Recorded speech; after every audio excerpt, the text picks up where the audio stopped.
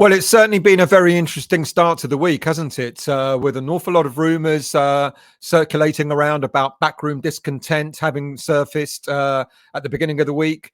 Um, and in a crucial week as well. We've got a massive game against Southampton at home on Sunday, and I just wonder how much of an impact, if any, these rumours are going to have on the coaching staff, on the players when they're coming back from international duty, etc. Declan Rice talked a few weeks ago about shutting out the noise, all the noise that goes on around social media, etc. So I just wonder what's going to happen with the rumours that have circulated around this week.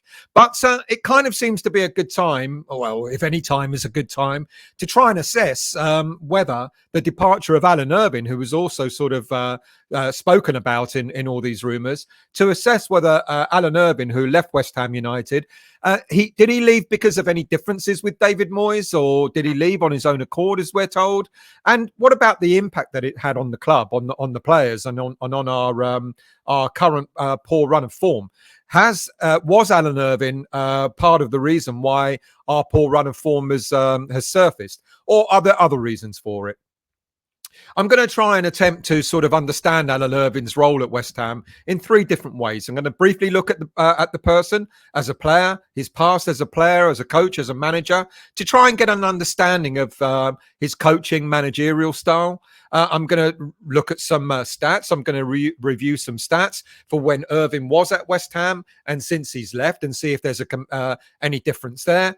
And then I'm going to try and assess the relationship that Irvine has had over the years with David Moyes himself. So let's start with Irvine's background. Now, he started his playing career as a right winger for Scottish club Queen's Park in 1977. He spent 3 years there before moving on to Everton in 1981.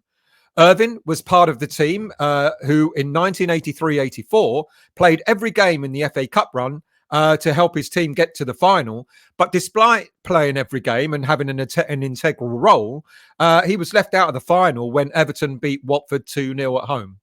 However, he did start in the League Cup final and in the replay in the same year where Everton were beaten by Liverpool, their local rivals. He then went on to make over 60 appearances for the club before moving to Crystal Palace, where he made over 100 appearances, scoring a dozen goals in all competitions. He had a spell back in Scotland with Dundee United before moving back down south again, where he played for the Blackburn Rovers team, and he was part of that team who helped them to win promotion to the newly founded Premier League at that time. But he never got to play in the league itself because he announced his retirement from the playing game before the 92-93 season got underway. In summary, despite Irvine playing as a winger, he wasn't overly prolific, a decent player, but perhaps not one that maybe reached the heights that maybe he would have hoped for. Probably his best season was in the 1983-84 season with Everton, where they finished 7th that season in the old League Division 1 and qualified for the Cup Winners' Cup as well as winning the FA Cup. However, in over 300 league appearances and cup appearances, scoring a modest number of goals, he never really made it onto the international stage to represent Scotland. So he moved into coaching. And what of his coaching career? Well, the first coaching job he had was as academy director at Blackburn.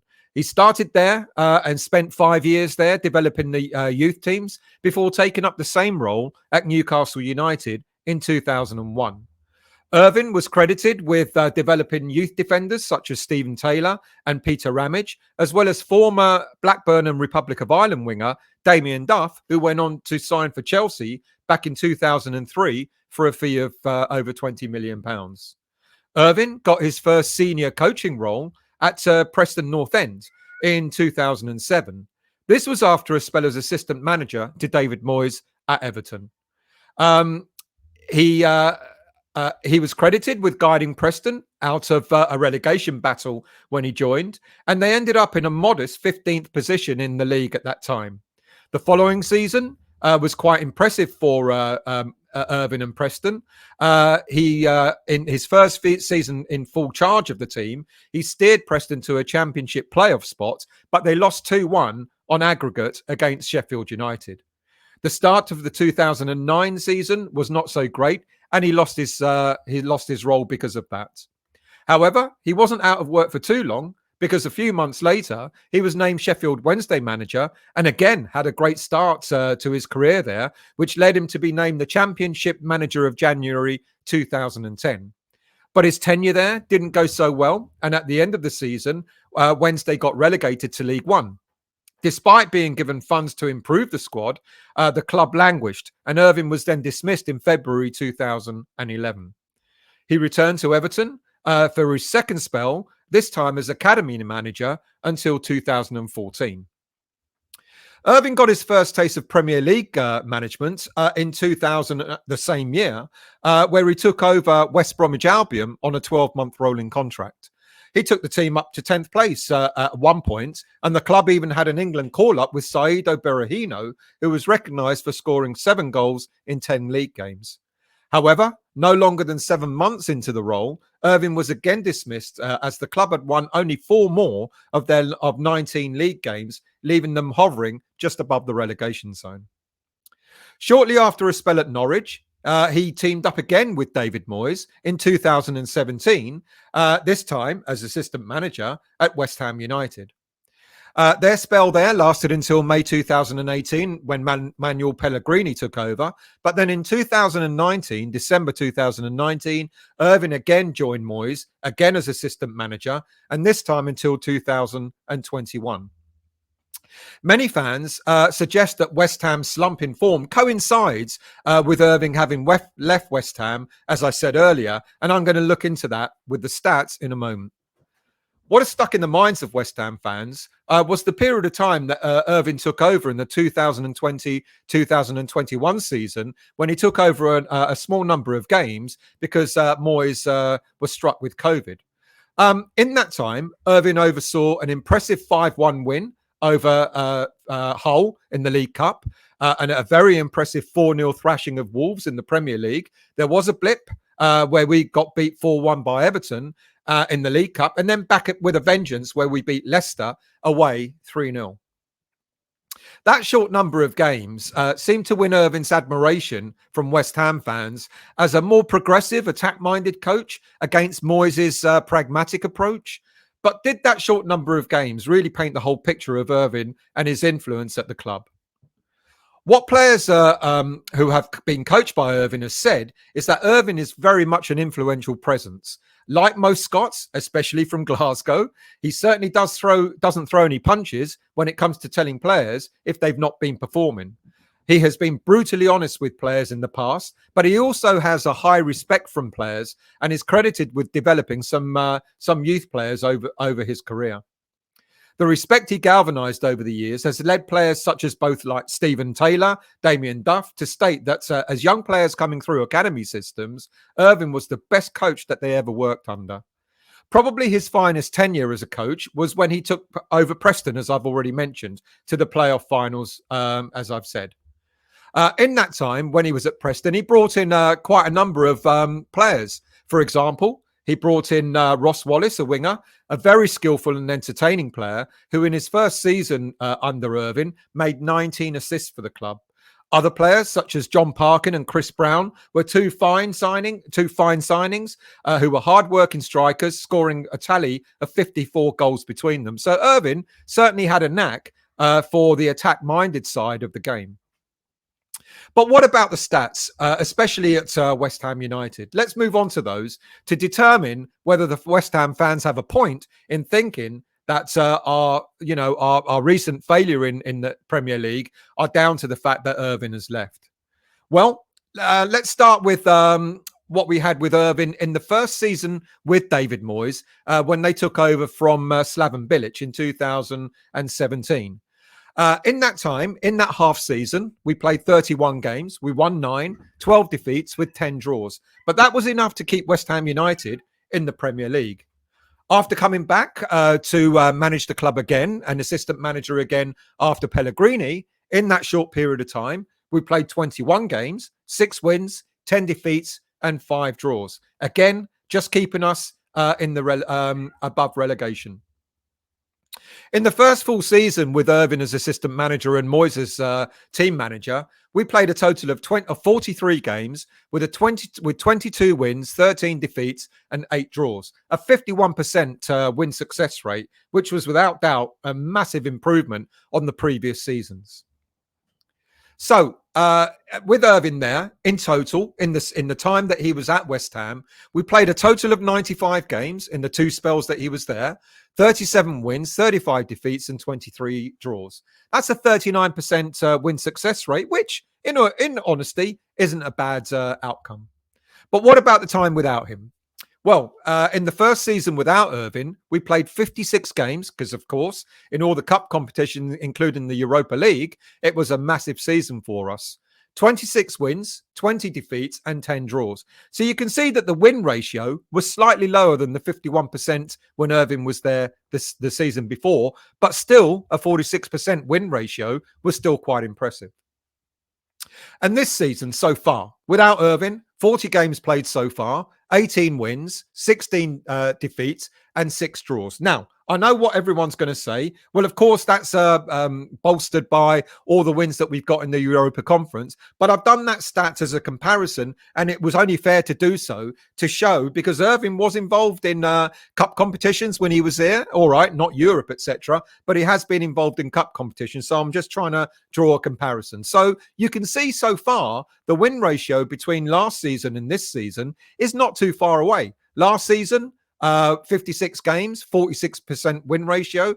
This season so far, 40 games, 45% win ratio. I'm going to get to the stats without cup games in a moment. So, just as a comparison, with Irvine at West Ham United, we played 95 games in all competitions, 37 wins, 35 defeats, 23 draws, a 39% win success rate. And without Irvine, we played 96 games, one more, 44 wins, 36 defeats, and 16 draws. So the win ratio overall on aggregate is slightly better than when he was here.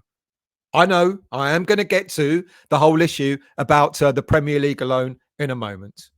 So we can kind of see really that there's not been, as an overall objective, there's not really been an awful lot of difference in terms of our win ratio, the number of games we've won, etc., whether Irvine was there or not. What I think really is the main issue as to why our season has slumped so much goes back to January 2022. In the January transfer window. Now, I've talked about this before. I've talked about, the big problem when David Moyes didn't improve the squad back then. And I think it kind of, it's led itself to us having a mini slump in the second half of that season, and especially this season as well. And I'll explain why. Up until the end of the January transfer window, we played 34 games. That's almost a whole season. And, 4 games short of a whole season. We managed to cram that into half a season. At that, up until that point, we had a 53% win success ratio, 18 wins, 10 defeats, and 6 draws. Bear in mind, this was the first full season without Irvine being there. However, after the January transfer window shut, without improving or bolstering the squad, we played 22 more games in all competitions, only 8 wins, 10 defeats, and 4 draws. And this is why I think the main reason why our season has kind of slumped, and also the second half of that season has slumped, was because we just didn't add any more players into the squad that we already had. We could see for ourselves that we were beginning to suffer. We knew that the squad was stretched. Moyes talked about the squad being short and having to sort of manage injuries that we had and so on and so forth. And it kind of culminated in the second half of the season when we actually did quite slump. 8 wins, 10 defeats, 4 draws. Had we improved the squad in January 2022, I think we would have been better off, not only for the second half of that season, but also for the season that we currently have as well. If you think about it, if we'd have brought in maybe 1 or 2 more players in January 2022, they would have been sort of, in the squad for 6 months, getting acclimatized, etc., etc. So when it came to the summer transfer window of last year, instead of having to bring in 8 new players, all right, well, 7 because Areola was there. With Areola, it meant if we'd have brought in 2 players in January 2022, including Areola, All we would have needed to do in the summer transfer window was to bring in 5 new faces rather than the 7 plus Areola that we did.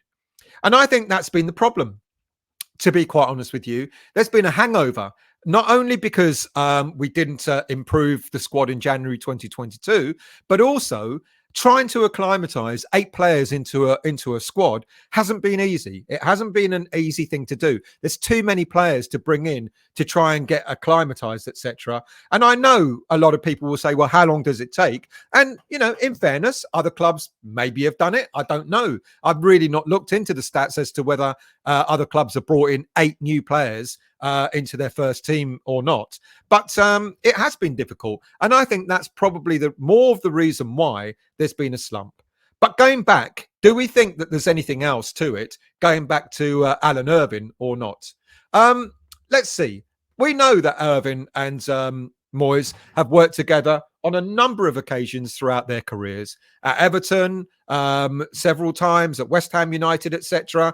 You know, they know each other really well. They've worked together on a number of occasions. And I just wonder, Irvine's departure certainly might have had something to do with how the players were lined up. Irvine was known to be good at the attacking play, you know, sort of how, showing players how to sort of move off the ball, the attacking players, you know, sort of blind side runs and all that sort of stuff.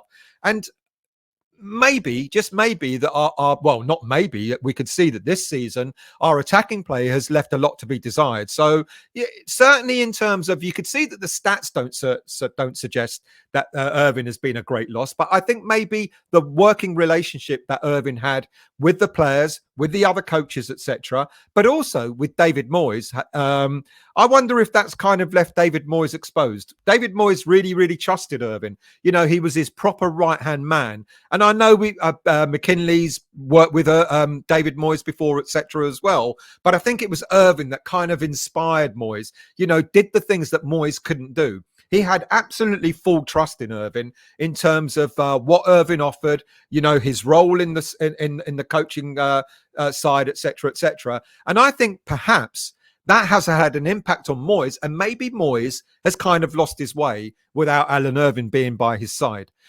Yes, okay, the coaching itself, like I said, Irvine was responsible for a lot of the attacking play, you know, sort of setting up the team during his coaching in attack. But I just wonder if it's more about the relationship that Irvine had with Moyes, and maybe Moyes doesn't have that anymore, and it's kind of thrown him out of kilter.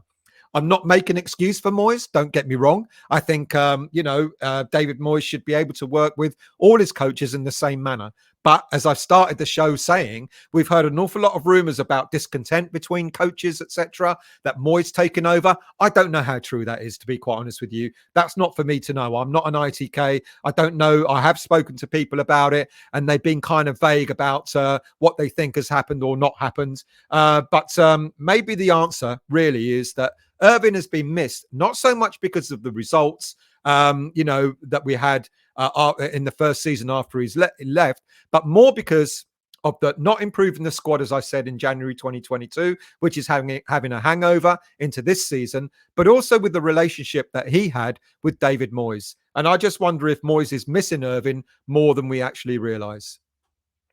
It just makes you wonder, really, if Irvine had stayed, what would he have done with the squad that we've got there? Look at those 8 players. You can't say that any of those players are bad in any way. We've got up-and-coming players like Downs. We've got decent defenders. Emerson has been getting better. Cornet now back from injury. We know a Gerd is a world-class defender. Paquetá, even with the criticism that he's getting, etc., is a very good player. We got Scamacca, you know, they're all very good players.